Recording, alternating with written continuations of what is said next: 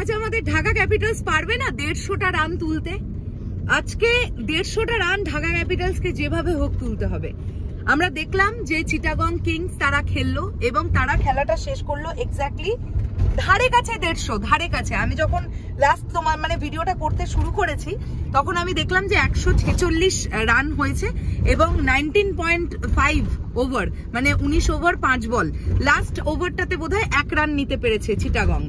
তো আজকে ঢাকাকে জিততে গেলে 150টি রান তুলতে হবে।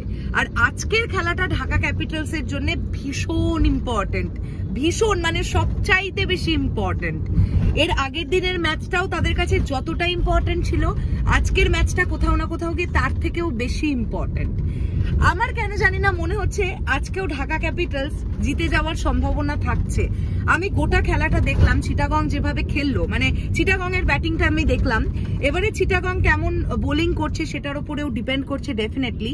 প্রথম দিক থেকে চিটাগং যেমন খেলছিল, অবশ্যই ওই 11 ওভার 12 ওভারের পর থেকে চিটাগং এর রান রেটটা বাড়তে থাকে এবং তারা কিন্তু খেলাটা প্রোগ্রেস করতে থাকে। প্রথম দিকে যেমন খেলছিল তার থেকে অনেকটা বেটার। এবার এটাই দেখবার যে আজকে ঢাকা ক্যাপিটালস এর ব্যাটিং কেমন হয় এবং চিটাগং তারা কিরকম বোলিং করে, এটাও অনেকটা ইম্পর্টেন্ট। কেননা ঢাকা ক্যাপিটালস এর বোলিং কিন্তু ভালো হয়েছে, আমি বলবো না তারা খারাপ বোলিং করেছে, ফিল্ডিংও ভালো হয়েছে। এইবার সবটা ডিপেন্ড করছে ঢাকা ক্যাপিটালস এর ব্যাটিং কেমন হচ্ছে, তার উপরে অ্যাকচুয়ালিতে ডিপেন্ড করছে যে আজকে ঢাকা জিততে পারবে কিনা।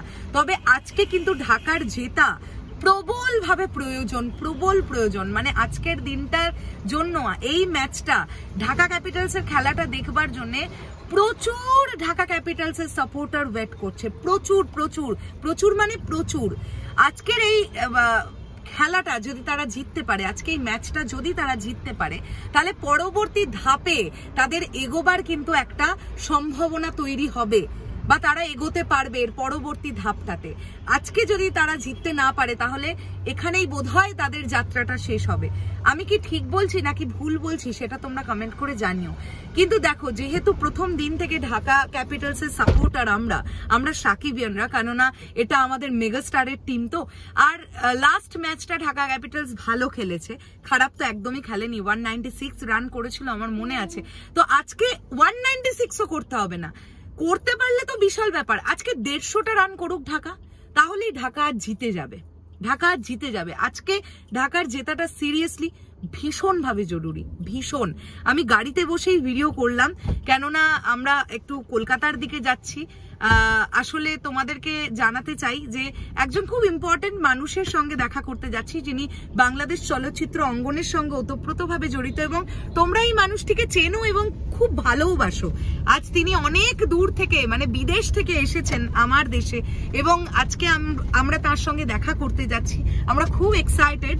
আগে মানুষটির সাথে দেখা হোক, আমরা না হয় ছবিটা আপলোড করার সময় তোমরা দেখতে পাবে যে কার সঙ্গে আজ দেখা হলো আমাদের। তো ঢাকা ক্যাপিটালস এর জন্য অনেক অনেক শুভকামনা। এটাই চাইবো যে লিটন দাস, সাব্বির রহমান আর তানজিদ হাসান তামিম, এই তিনজনের ওপর অনেকটা ডিপেন্ড করছে খেলা কিরকম হয়। তো অবশ্যই আমি চাইবো এই তিনজন ব্যাটসম্যান যেন আজকে ফাটিয়ে ব্যাটিংটা করে এবং টিকে যেতে হবে। পরিষ্কার কথা, আগের দিন যেমন দেখলাম না আমরা লিটন দাস, সে কিন্তু টিকে গিয়েছিল। তো টিকে যেতে হবে, টিকে থেকে খেলতে হবে এবং শুধু ঠুকে খেললে হবে না, মারতে হবে। মানে খেলাটা T20-র মতো হতে হবে, মানে পাড়ার টুর্নামেন্টের, ক্রিকেট টুর্নামেন্টের মতন হয়ে কিন্তু লাভ নেই, এটাই বলবার। যাই হোক, শেষ করলাম ভিডিওটা। তোমাদের কি মনে হচ্ছে অবশ্যই সেটা কমেন্ট করে জানাও। আর সকলে শুভকামনা রাখো, আমরাও শুভকামনা রাখছি। আজকে ঢাকা ক্যাপিটালস এর জন্য ডেফিনেটলি ভালো হোক খেলা, অবশ্যই আমরা এটাই চাইবো। চলো টাটা।